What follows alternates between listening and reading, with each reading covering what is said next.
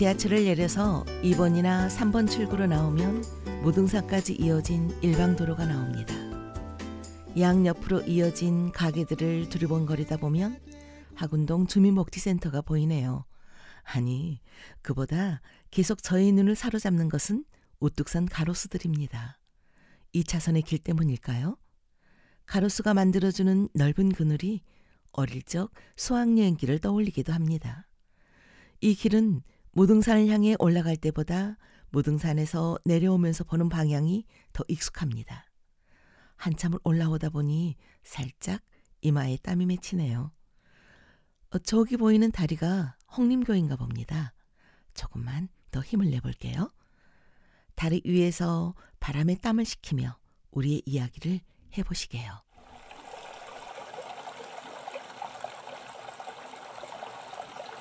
하루에 한 번 혹은 두 번 행복 제어론지나 배고픈 다리를 지난다. 집에서 나와 집으로 가는 길. 전혀 행복하지 않을 때도 배고프지 않을 때도 그곳을 지나야 한다. 행복 제어론 앞으로 흘러가는 눈물 소리를 들으며 나혜덕 시인의 시를 읊조려 봅니다. 저는 지금 홍림교 위에 서 있습니다. 이 다리까지가 학동이고 다리를 건너면 울림동이랍니다. 배고픈 다리는 홍림교의 옛 이름인데요.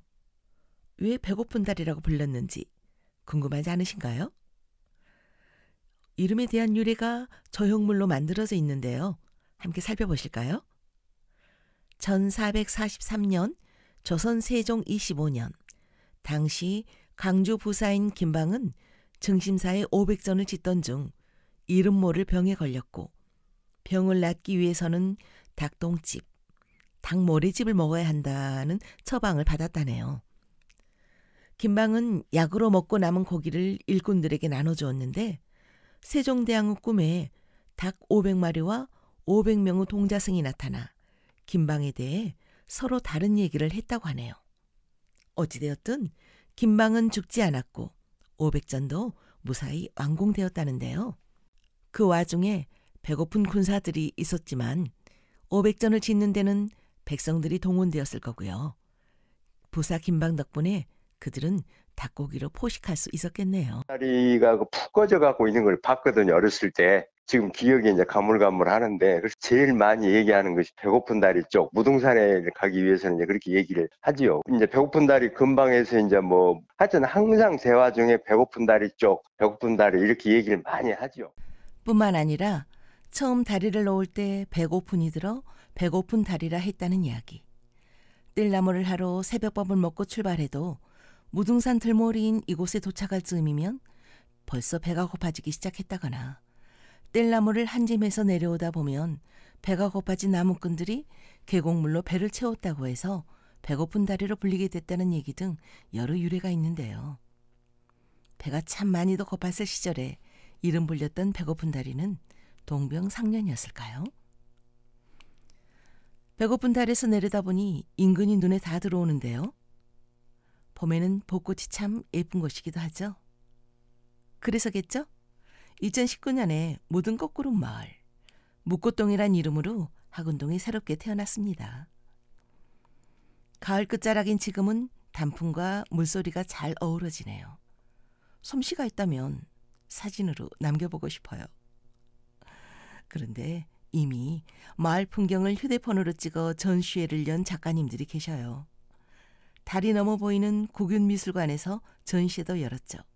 마음으로 담은 우리 동네 사진전. 가장 마음에 드는 사진은 어떤 사진이세요? 나 우리 집 옥상에서 찍었던 거, 그 저녁 노을에 그거하고 이거 수자타 앞에서 그 나무 있거든요.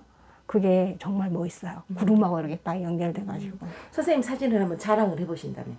사랑? 자연스럽게. 내가 너무 행복했어요. 사진 찍으면서. 그리고 이렇게 딱 전시해 놓으니까 너무 좋은데요. 참여하고 권하고 싶네. 이렇게 사진 찍으러 다닐 때는 몰랐는데 이렇게 딱 작품 만들어갖고 전시하니까 되게 뿌듯해요. 행복하고 즐겁고. 작가로서 등단을 정말 축하드립니다. 내가 작가가 된다는 그런 아마추어 작가. 많이 알게 되고 강주가 고향이고 또 시내에서 이제 태어나서 시내 생활을 이제 하다 보니까 이 학운동이나 증임사 쪽은 이제 어렸을 때 소풍이나 기타 이제 이런 경우에 이제 오고 그랬었는데, 와서 이렇게 직접 사진 찍고 그러다 보니까 정도 들고 또 좋은 데도 많고 그렇대요. 웃음소리에 기쁨이 가득 묻어있지 않나요? 두 분은 최근에 이사를 오셨다고 하는데요. 마을하고도 마을에 살고 계시는 분들과 친해지기도 쉽지 않았는데 사진을 찍게 되면서 대문을 자주 나서게 되고 이곳저곳 다니다 보니 정이 빨리 들었다고 합니다. 어떻게 사진을 찍으시게 됐냐고요? 제가 이제 사진을 전공했기 때문에 문화복지 사업을 한번 이걸 해보자. 처음에는 가르쳐 드릴 때 뭐라 했냐면 그냥 들이대라. 가까이 가서 들이대라. 들이대는 방법도 가르쳐줬어. 그러니까 움직여야 돼. 꽃을 찍어야 그냥 멀리서 딱 찍는 것이 아니라 가까이 가서 들이대고 한번 사진을 봐보시라. 그러면 그 표현하고 싶은 소재가 팍 튀거든. 그럼 느낌 틀려. 거리에서 일어나는 그런 일상이라든가 이런 것도 어떻게 보면 이제 그 순간 담지 않고 이제 그 이야기를 만들어 놓으니까 그것이 이야기가 되는 거잖아요. 동네 이야기니까. 사진을 잘 찍는 방법 들으셨나요? 무조건 들이대라. 눈치채셨어요? 들이대려면 꽃에 가까이 다가가야죠.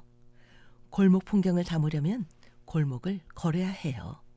활기 넘치는 가게 모습을 휴대폰에 넣으려면 상인들과도 얘기를 나눠야죠. 사진작가는 9분이셨는데 모두 고령층의 1인 가구였죠. 처음부터 참여 자격이었어요. 1인 가구. 그분들이 스스로 대문을 여실 수 있도록 여건을 만든 것이었죠. 11,274명이 인구인데 그 중에서 지금 65세 이상 어르신들이 3,867명. 그 중에서 1인 가구만 65세 이상 1인 가구만 914명. 작년에 올 초에는 이제 1,088명인데 좀 줄었대요. 그러니까 이거 1월 달에 33%인데 지금 24%예요. 그런데 지금 학원도에 지금 문제가 지금 매년 고독사가 한 번씩 발생을 해요. 그래서 저희 1월 달에 1인 가구만, 특히 아파트 세대가 세대 간에, 가족 간에, 이웃 간에 단절이 심화되고, 단절되면 아무도 몰라요. 노출이 안 돼 있다. 코로나 시대에도 불구하고 저희들이 방문을 했어요. 얼굴만 보자. 얼굴만 봐도 우리가 어떤 상태인지 알기 때문에. 그래서 이제 그분들이 원하는 것이 뭐고 필요한 게 뭔가 설문조사를 했어요. 그래서 그 중에 이제 제일 많이 나온 게 밑반찬, 그리고 이제 좀 활동하는 거. 가시 막대기를 들고 지킨다 해도 고령화를 막을 수는 없어요. 건강하게 끌고 가는 방법에 대한 모색이 필요하죠. 인간은 더불어 살면서 서로 협력하고 위험한 일을 이겨내면서 살아온 경험이 생존 정보로 각인되어 있다고 합니다. 그래서 혼자 있으면 불안과 두려움, 쓸쓸함과 고독, 외로움 등의 감정에 사로잡히는 것은 생존 기제이고 자연스러운 감정이라고 합니다. 학운동, 아니 목꽃동에서는 합치, 함께라고 목소리를 모았네요. 어릴 적 기억을 더듬어 보면 대보름날 김에 싼 찰밥을 석굴에 담아 마루에 내놓았던 기억이 있어요. 동네 사람들 누구라도 마음껏 가져다 맛있게 먹으라고 말이죠. 그 찰밥을 목꽃동에서는 한 달 동안 3,000개를 만들어 나눈다고 합니다. 스티커를 붙이거든요. 찰밥대기 5,000원 밑반찬 나눔. 받으신 분이 나도 후원하고 싶다. 그래서 할머니가 크리스마스 전에 꼭 와서 10만 원 하겠다 하고 이런 분도 많아. 아무것도 아닌 것 같았는데 우리가 정성을 들여서 그냥 어르신들에게 한 끼라도 좀 맛있는 찰밥을 드시라고 하는 건데 반응이 굉장히 좋아요. 어르신들이 너무 맛있다. 정말 감사하다. 이런 전화를 너무 많이 받아요. 배고픈 다리 위에는 배부른 다리가 있었다고 합니다.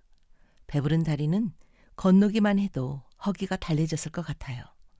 저 옛날 광주 부사 김방도 닭고기를 일꾼들에게 나누어주며 배고픈 백성이 없기를 바라는 마음이지 않았을까요? 우리가 공동체를 만들어 간다는 것은 발걸음을 맞추는 것이겠지요. 빨리 걷기도 하고 멈춰주기도 하고. 가족이 갑자기 쓰러져 빈 통장을 안고 떨다가 행정복지센터에 손을 내밀었다는 주민은 그땐 내가 무슨 염치로 그랬는지 모르겠어요 라고 웃었지만 그의 눈빛에는 믿음이 있었습니다. 이 마을에서 30년을 살았다고 하셨는데 30년을 살게 되는 어떤 이유가 있었을까요? 일단 공기가 좋고 무등산이 가깝고 편안하고 그런 부분들이 좋았어요. 그러니까 우리가 흔히 마을을 공동체라고 이야기를 많이 하잖아요. 그리고 지금은 이제 공동체를 살아간다.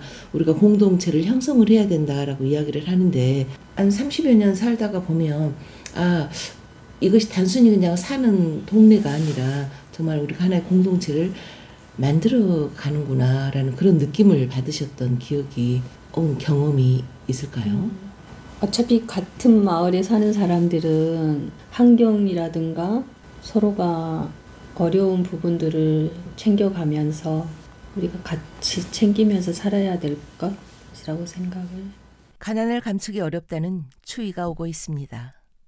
찰밥 한 그릇이 주는 든든함에는 함께 있다는 안심과 내 손을 잡아줄 것이라는 믿음, 나도 손을 내밀어 주겠다는 각오와 기대가 들어있지 않을까요? 나도 동참하고 싶다 한데 누가 중간에 들어오기는 어렵잖아요. 그냥 딱 조가 짜져갖고 스티커 붙인 사람, 밥 차린 사람, 시큰 사람 이렇게 또 처음에는 우리가 용기에다 드렸어. 그랬더니 그 용기에다 드리다 보니까 이게 완전히 그 자연 훼손 더라고요. 그래갖고 이건 아니겠다. 그래서 이제 이렇게 스티로폼으로 이렇게 덮은 걸로 했어. 이것도 부피가 많다. 그래서 지금은 랩 기계 씌운 거 있잖아요. 그걸 또 구입을 했어요. 그래가지고 밥 차리고 랩으로 씌우고 사람들이 다 이제 공장 차려도 쓰겠다고 그래요. 근데 올해는 이제 어벤져스 팀이라 해갖고 10명을 모집을 했어요. 그 2명씩 조를 짰어. 월, 화, 수, 목, 금. 이렇게 하다 보니까 전부 달인이 된 거예요. 그리고 이렇게 전기 밥솥으로 하잖아요. 밥솥도 이제 서로 너도 후원하고 나도 후원하고 동장님도 후원하고 뭐 계장님도 후원하고 누구도 후원해갖고 전기 밥솥이 5개가 된 거예요. 그래서 그 전기 밥솥으로 한 번 딱 우리가 공장이 돌린다 하거든요. 공장 돌리면 보통 75개 정도씩 나와요. 그럼 2번 돌리면 150개, 4번 돌리면 그런 식으로 이렇게 나오거든요. 그러면서 이렇게 쭉 해왔어. 올해도 지금 28일 날 김장 이제 준비하고 있거든요. 자, 그때는 5kg씩 드렸거든요. 근데 올해는 작년에 너무 힘들어갖고 고생을 했어요, 우리가. 이번에는 그 한 폭씩 드리려고. 이렇게 한 폭이면 4조각이잖아요. 200세대 거예요. 200세대 지금 예산하고 있어요. 우리가 함께 한다는 것은 크기와 관계없이 내 몫의 일을 한다는 것. 그럴듯하게 표현되지 않아도 내 스스로 가치로운 일을 찾아서 행동하는 것 아닐까요? 함께 가는 세상에서 나는 무엇을 할 것인가? 내 옆 사람에게 어떻게 손을 내밀 것인가를 배고픈 달을 위해서 모두가 배부른 사회를 꿈꾸며 함께 생각해 봤습니다. 유리상자의 나눔의 미덕 함께 들으면서 저는 물러가겠습니다. 지금까지 제작지원의 방송통신위원회, 시청자 미디어재단 광주시청자 미디어센터, 저는 고희정이었습니다. 모두에게 보여주고